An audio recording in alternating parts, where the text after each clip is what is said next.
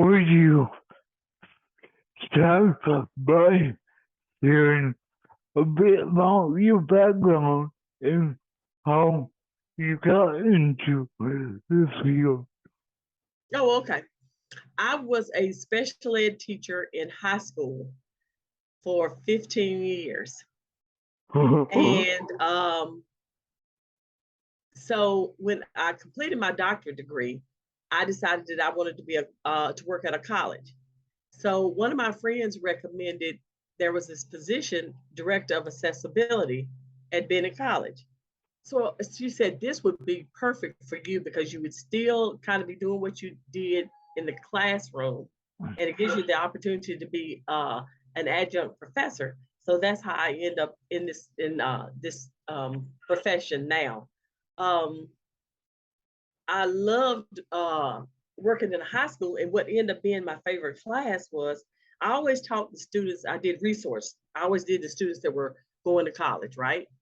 So I had the opportunity to work in a classroom of students severe and profound. That was absolutely my favorite class because I didn't let them, I don't want to say I was strict, but I didn't let them have a can't do attitude. They had to, they probably had to work, with some modifications, just as hard as my class of the resource where they were going to attend a 4-year university.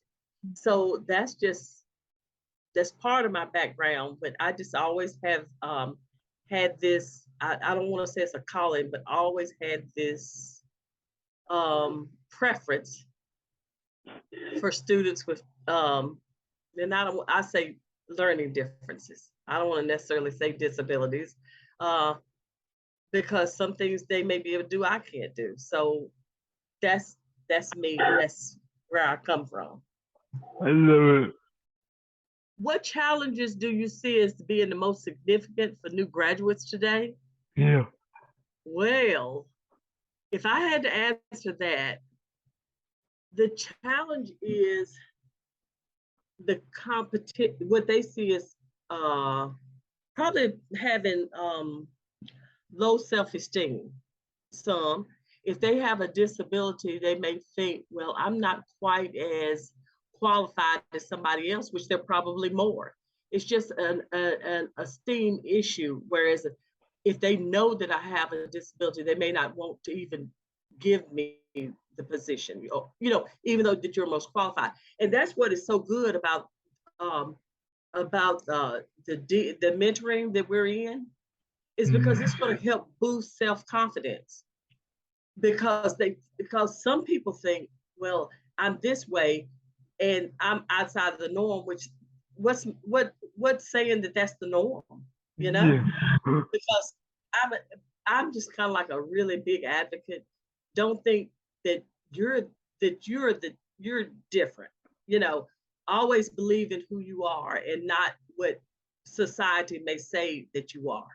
Mm-hmm. And the thing about this mentoring program is leading us into that.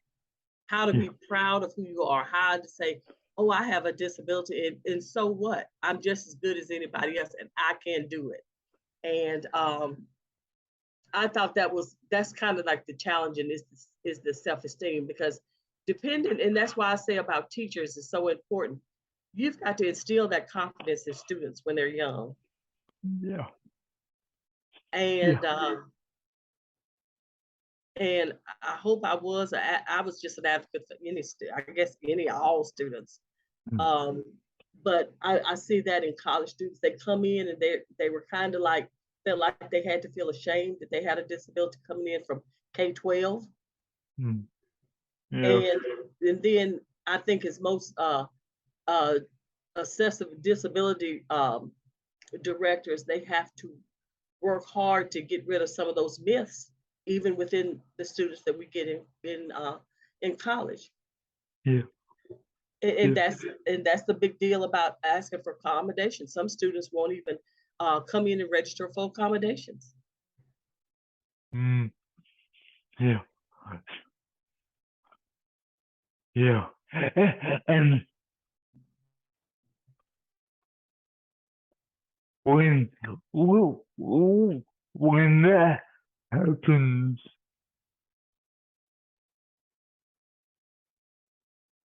what is your approach to helping them um find that confidence? Mm-hmm. Mm, um, I haven't really figured out if my approach is to just to let's have an honest conversation and what it is that you think that you can't do. Mm. And then when a student, well, I don't think that and then we just kind of get that, okay, so why don't you think that? And that might be my approach is to let them be able to talk it out and say what they think, and then we go on from there. Um, because and sometimes I use this example in class. If I take off my glasses, I can't see. I can't. I mean, I know you're there. You see, I can see the bookcase if I squint, right? So, so I use that as an example. Now, I wasn't always like this. I didn't wear glasses when I was young, so I can't. But that's just something we all can have a um a challenge, I'll say, and and we just have to work to educate people that are so um, non-educated in what all people can do.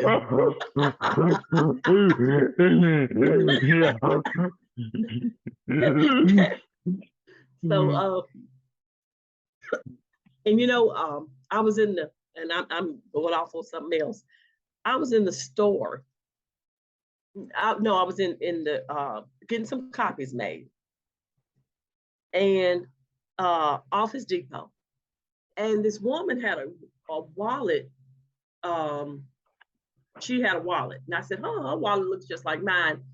And mine has like the name, the logo on it, and hers had a logo. And I was standing right beside her. I couldn't even read her logo on her wallet.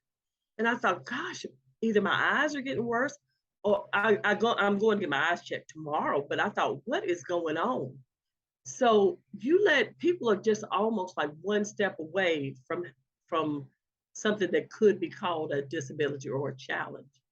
And I thought about that with me not be, I'm sitting right there and I'm not even, and I have a, my daughter had a hidden disability. She had liver disease. Mm. And because I worked in the school system and knew what was going on, eventually she went to private school just because of the absenteeism thing. Yeah. I fought for her when she was in school about the things that she would need, but I had that prior knowledge. Yeah. Think about parents that don't have that prior knowledge.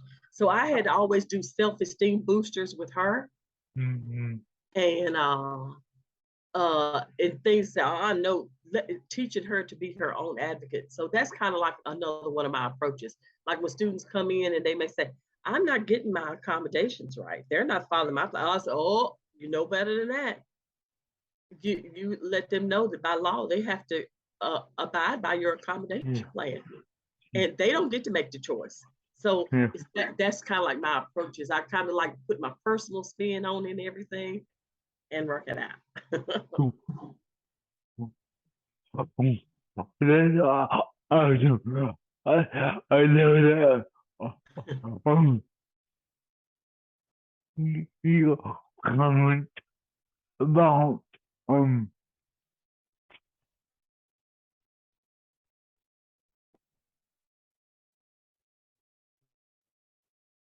it has to have really uh, made me made me wonder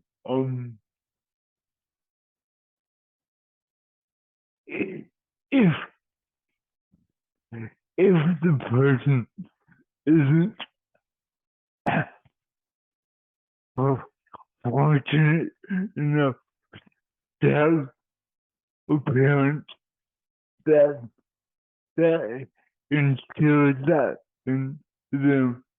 When does that need to begin? Well, if we were in fairy tale land, it would begin when it, we wish that the public was um, this is a term we used to use in high school, uh, different friendly. If you're somebody that's not like, say, two or three people, if you're not, if you kind of stick out, or you are not the norm of what's going on, then you're always made to feel different, right? I mean, that's reality. Yeah. That's true. Um, it should start in the public, but it's not. But in education, it should start with teachers being educated. Back a while ago, a long time ago, students were teachers weren't required to take classes in special ed. You know, as they what as one of their courses of study. But now they have to. But one is not enough. You know, but I look at it, but it's a start. But one is not enough. Yeah. And so it should start in school. It does not necessarily start there. But if you've got good special ed teachers that are willing to speak up and advocate for students, it helps. But the issue with that is that special ed teachers get burnt out. Yes. Yeah. And it's not from the students, it's the paperwork. Yeah. You know, if you got to write an IEP and it may take you 3 or 4 days just to write goals, you know, that's an issue, but that's burnout. I try to incorporate in my classes, the classes that I teach, on how to teach, how to differentiate instruction for all students in class. Because you don't know who the makeup of your class is. I mean, eventually, you may find out that you may find out you have one student that's LD, but you don't know it until somebody brings in that paperwork. But you should teach in your class as if, I don't want to say as if all, but as if all your students, if you need to differentiate an instruction for him, it may not just be for him or her, it could be for everybody in class. You should teach in a manner where you're always putting in accommodations and make it like that. So to answer your questions, it should start with the public, but it should definitely be within a school system. But I'm going to go back again to this. If it was not for programs like what I've been invited to participate on, that's part of the education process. Yeah. We're putting it out there in the public. You know, if we can kind of slide it. I read an article yesterday where they're getting ready to, they're having a discussion about removing the word mental retardation out of, you know, when was anybody ever using that? So it takes education. We've got to keep putting it in people's faces. Yeah. If we don't go in the back room anymore, don't you know, we don't have to be in the back room. We can be right out there working, achieving, leading, just like everybody else. But you got to have people that's willing to stand up and say, okay, yeah, I can't see without my glasses. I'm legally blind. I have a tick. Different things. We've got to be willing to come out of the closet, I should say. Yep. So it forces people to face what their fears are. Yeah. I'm gonna say fears. I think that's more the fear of unknown. So when you're student begin to feel some level of confidence and independence, what kind of opportunities Uh-huh. do, do students have for mentorship right Oh, now? what kind of opportunities are there for mentorship now? Yeah. Hmm.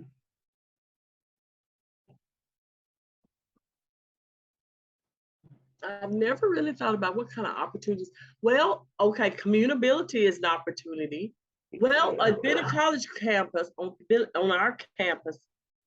We have an opportunity for mentorship. We have like big brother, big sisters, because it's a female campus. We have Mm, that kind of campus where you have a big sister to kind of mentor you through the beginnings of college. And what mm, I try to do with the students that are registered with the Office of Accessibility is I try to pair them, which I guess you would call it, with a mentor. Uh, it's kind of like when teachers group you in a group, like high-low group, people that may be able to do specific things, but then somebody else at the table, maybe they can't do that, but they can do something else. So the mentorship within with the students with disabilities on campus, they tend to gravitate toward one another. Um, they learn how where the Office of Accessibility is, just because they kind of gravitate toward each other. It's kind of like uh, once they find out, get over the initial shock of, oh, I don't think that I could register with that office. Uh, they find out it's cool because the other students are doing it too, and it's not anything that's bad. It's something good. Uh, Something that if I need help or need anything, somebody's there for me. Mentorship being uh, if you have a 504 plan coming from high school and you have ADHD, but you were just talking it over with just a student, and they told you, oh, you have ADHD. Well, did you have a 504 plan in high school? Well, I know where you can go over to Dr. Gray's office and talk to her about ADHD and see what kind of accommodations that you can get in college. Because a lot of families, and I had this experience yesterday. They still don't know that the accommodations are available in college is the same as they were in high school. mm. They may be a little different, but they Yeah. didn't available. Um, They think because you graduate, everything goes away. Okay, I mm, was LD reading in high school, but surely I won't be LD reading when I go to college. So so that I'm ADHD in 10th grade, but surely by my second year of college, that's gone away. So it's uh, so the mentorship is they mentor once they find if students disclose to each other, which they do sometimes. Well, I know where you can get this. I don't want to say help, but an office that would be able to guide you through it. Just mm, like I keep saying, CommunAbility. That's mm. going to be a person on campus that's going to be able to guide her peers and to Yeah. help them with employment, help Yeah. them get over that. They need their confidence, they need their drive, they need to know, I can do it just as well as anybody else. You know, Yeah. I just bring a little extra to it. Yeah. So, yeah.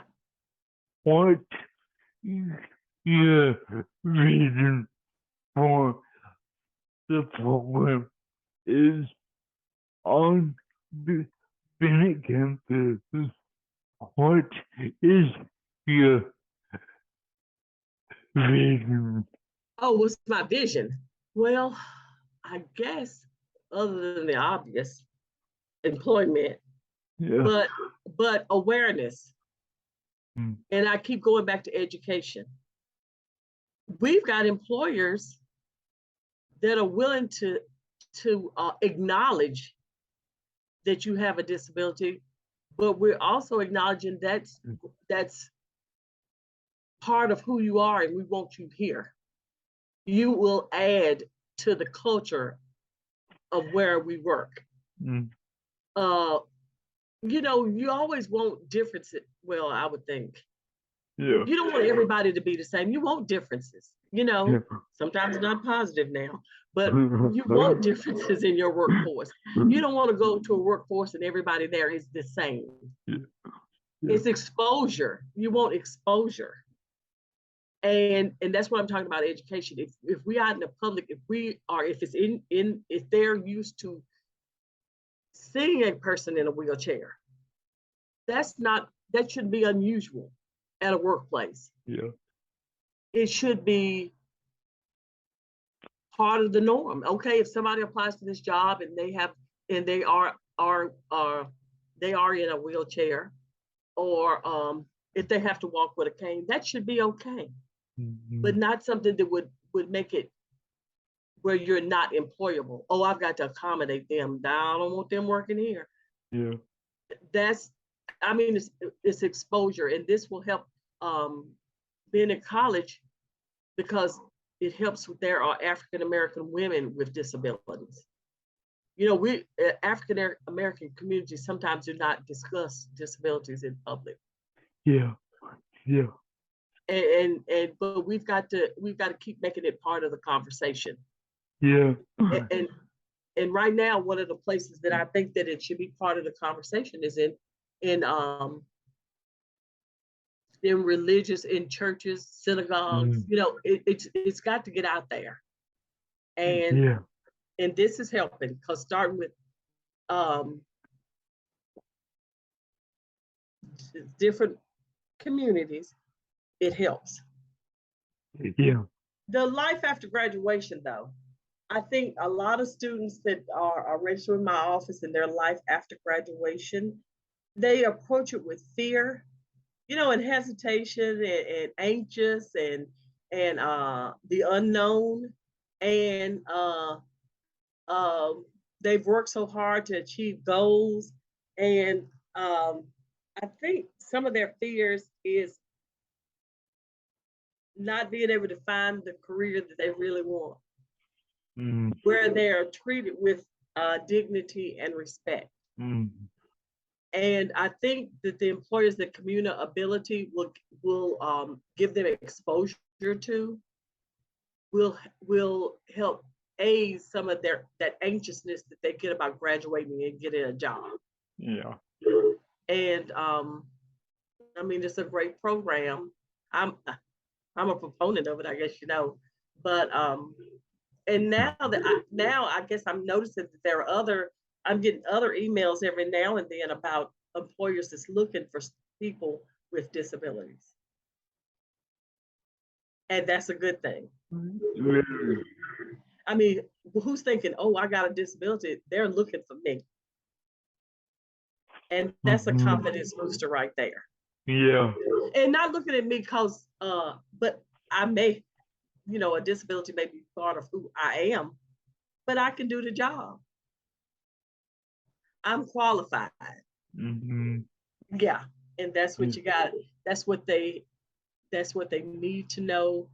And that's what mentorship programs like this gives them opportunities. Yeah. Yeah. So, here's my last question.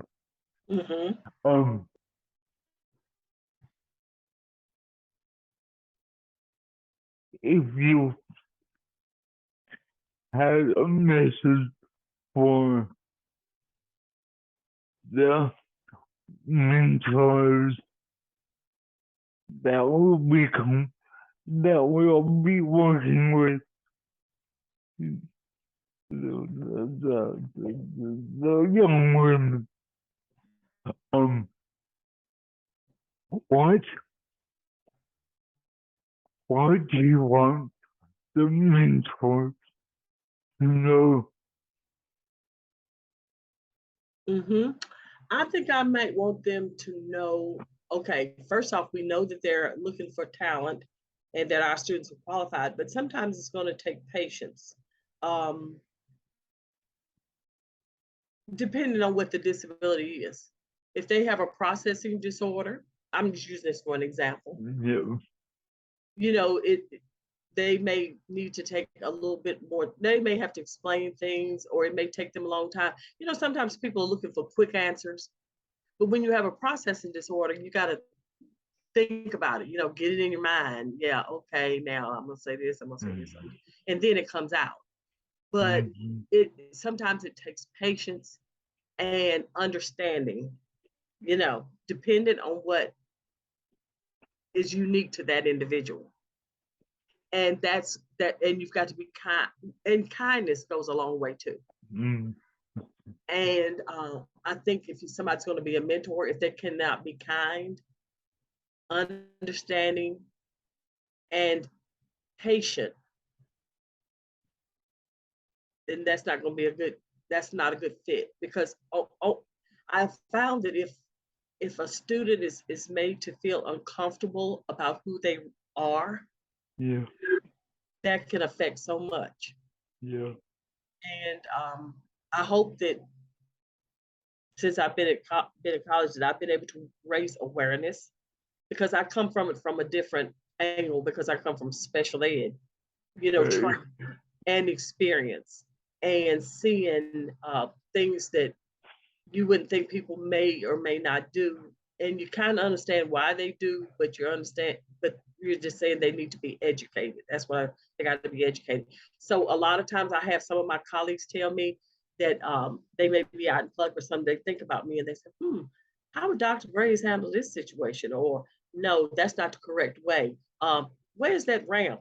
Where's there a ramp? You know, they're thinking in terms of accessibility. Mm-hmm. And that's a good thing. So mentors should be thinking in those ways. Don't just think this is my life. Uh, Yeah. it may not be somebody else's. So think about one time I broke my foot, and I had a walker, but you know it was a knee walker. Uh-huh. Oh wow! Uh-huh. And I sleep on the second floor. So I'm on the second floor.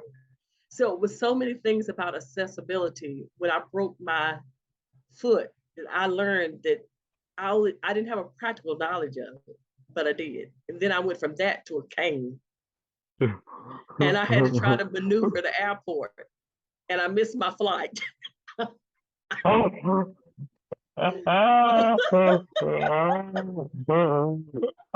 been there. So uh, there are so many things that as a mentor you should bring in your experiences Yeah. and life, and Yeah. and I should look for that student sometimes can teach you as the men. Don't look out that you can't be taught, that you're the only one that's given, but you can get so much more from the students, and I think that's what I do. I get from my students. I love that. I think that's brilliant. That's a very important point. Mm-hmm. Mm-hmm. Yeah. And you know why? Because some people, they may be a mentor, but they're not, and the word is not sensitive, but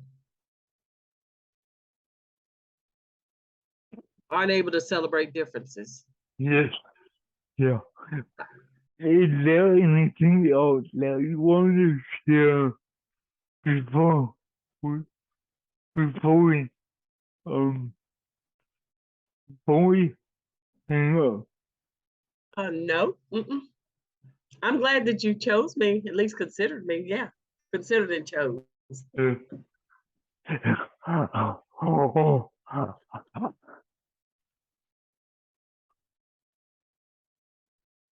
Uh, I'm really happy you did Oh, yeah. Yeah. yes. Yes. Yes. It was very productive. Thank you. Well, Thank you you. have a good evening, okay? You too. Okay. Bye bye. Okay.